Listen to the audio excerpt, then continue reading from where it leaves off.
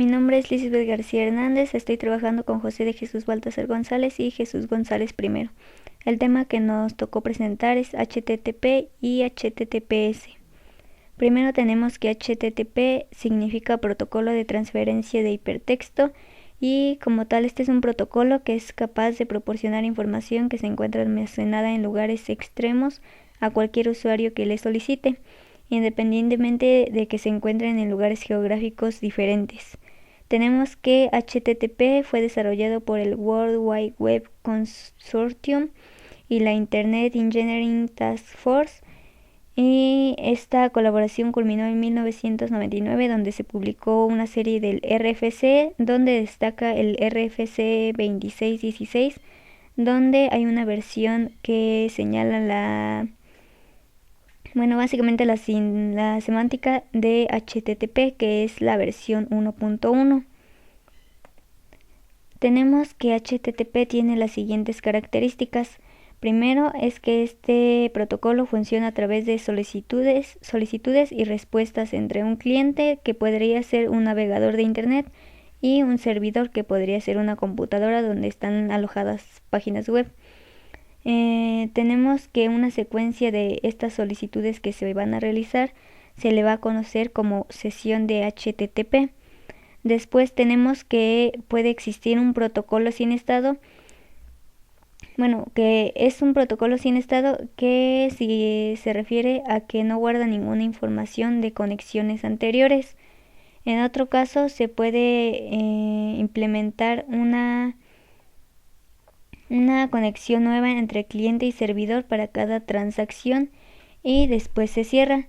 Pero también es posible establecer conexiones de transporte persistente, que se refiere a que van a estar abiertas durante varias transacciones HTTP, y de esta manera se va a reducir el número de paquetes en la red que se podrían generar por la apertura y el cierre de las conexiones TCP. Después tenemos aquí una imagen de cómo se representa o cómo es que funciona HTTP. Entonces en la imagen se puede ver que tenemos un cliente y un servidor, y de parte del cliente es el que realiza la petición y obtiene una respuesta que da el servidor, y a este se le conoce como un protocolo orientado a transacciones. En cuanto a esto, tenemos que vamos a tener un cliente que es el que efectúa la petición y se le conoce como agente usuario.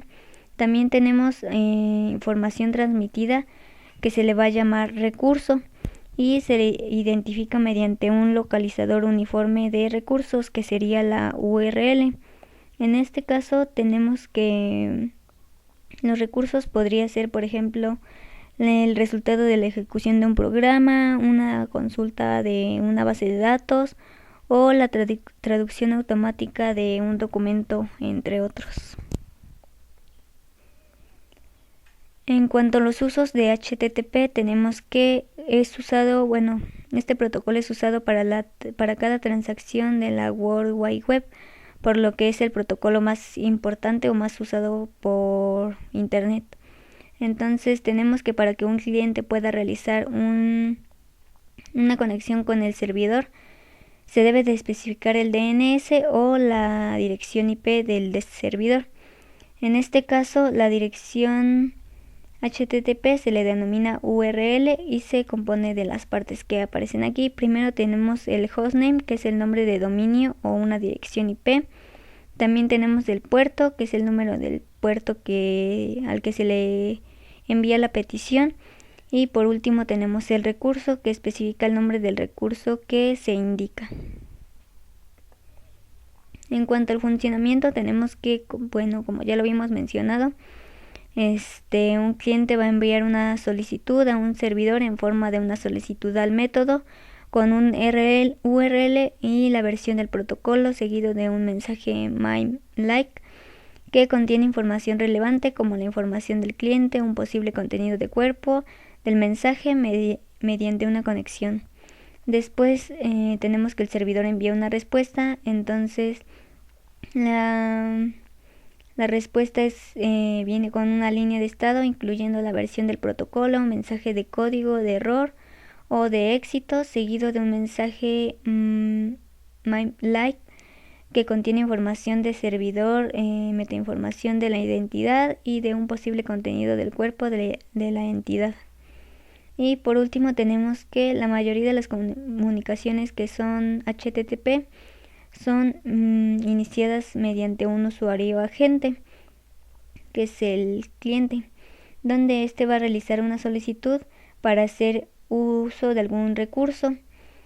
Este recurso se encuentra almacenado o se halla dentro de un servidor origen, y esta conexión o esta solicitud se va a realizar con una única conexión, que aquí la tenemos identificada como V, y esta conexión se va a dar entre el usuario agente y el servidor origen. Por otro lado tenemos HTTPS, que es el protocolo seguro de transferencia de hipertexto, y este es un protocolo de aplicación basado en el protocolo HTTP, pero que es destinado para la transferencia segura de datos de hipertexto. Quiere decir que es igual a la versión a HTTP, pero es la forma segura.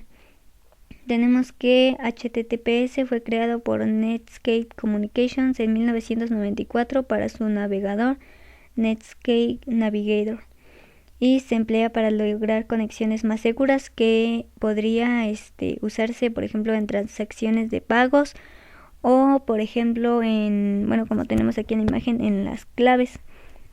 De esta forma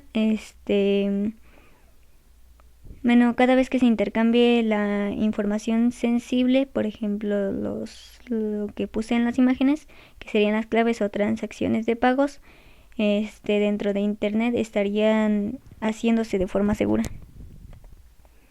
Tenemos aquí características, y tenemos que para distinguir una comunicación segura, la URL debe comenzar con HTTPS, o en tanto la tradicional es HTTP. Entonces, como podemos ver ahí en esta página, se incluye el candado, y como podemos ver también aparece la S después del HTTP, lo que nos indica que se basa en HTTPS.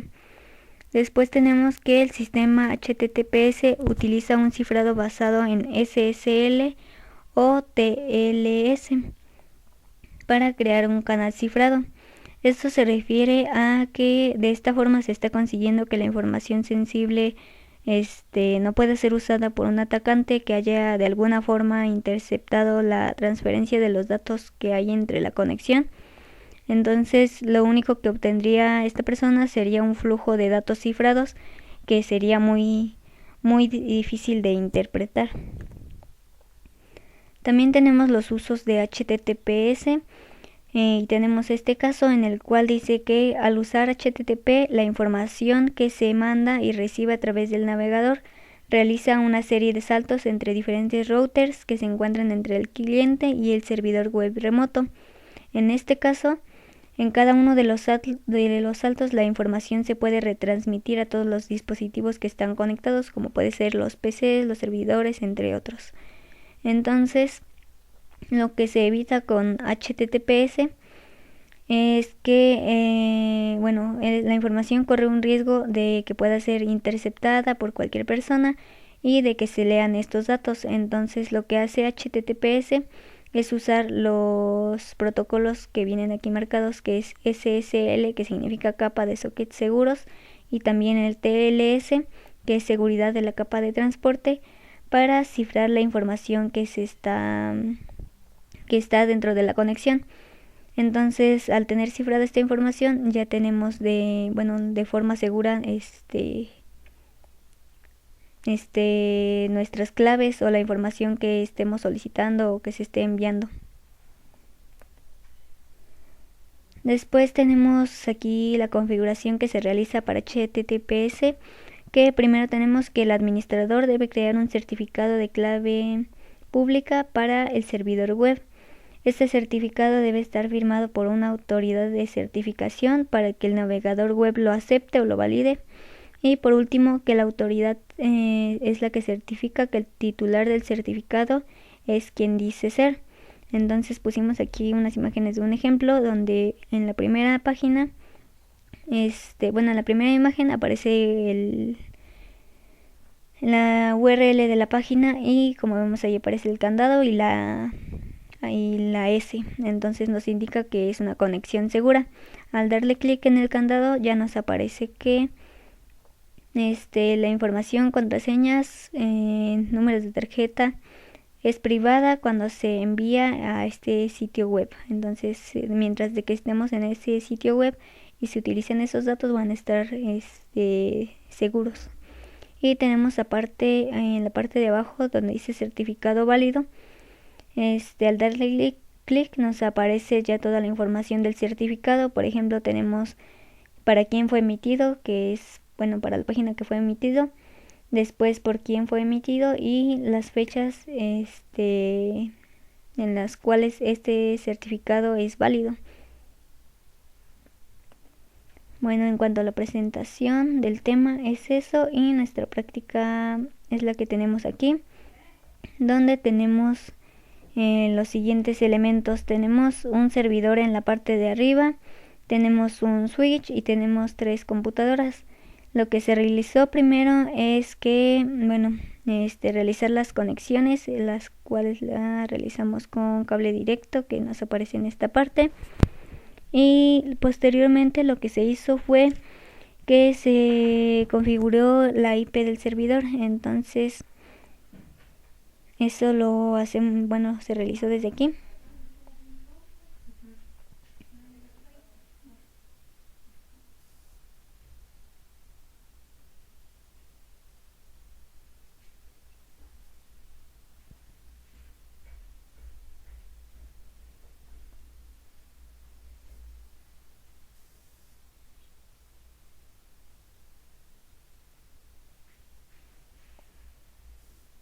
Y esta fue la dirección que utilizamos para el servidor y la máscara de subred. Después tenemos que configurar cada PC, asignarle una dirección IP. Entonces al PC 0 se le colocó la siguiente dirección, que es esta, la máscara de subred y el default gateway también. Y eso hicimos para los 3 equipos, cambiando obviamente la dirección IP.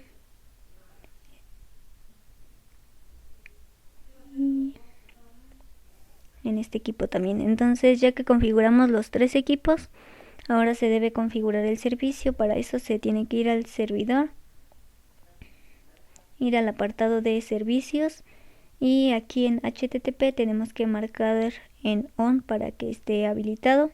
Después aquí podríamos modificar lo que queremos ver o lo que va a estar alojado en el servidor. En este caso solo modificamos aquí el index y colocamos administración de redes y colocamos aquí HTTP y HTTPS únicamente para visualizar el ejemplo. Entonces una vez que hacemos eso le damos en guardar. Bueno, ya lo había guardado, lo voy a dejar así. Y después ya podemos consultarlo desde cualquier equipo. Lo vamos a hacer desde el PC2. Nos vamos a web browser.